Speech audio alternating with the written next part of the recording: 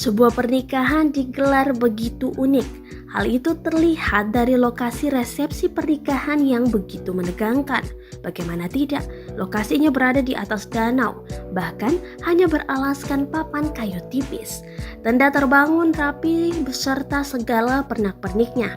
Terlihat pula kursi yang diatur rapi pada acara tersebut. Namun, tentunya konsep ini cukup memacu adrenalin para tamu undangan, seperti yang dituliskan pada unggahan @fakta.indo tersebut. Konsep yang unik ini memacu adrenalin tamu undangan. Nyendok nasi sambil deg-degan takut ambruk, tulis akun @fakta.indo pada postingannya.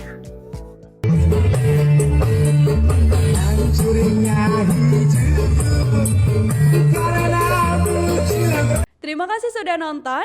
Jangan lupa like, subscribe, dan share ya.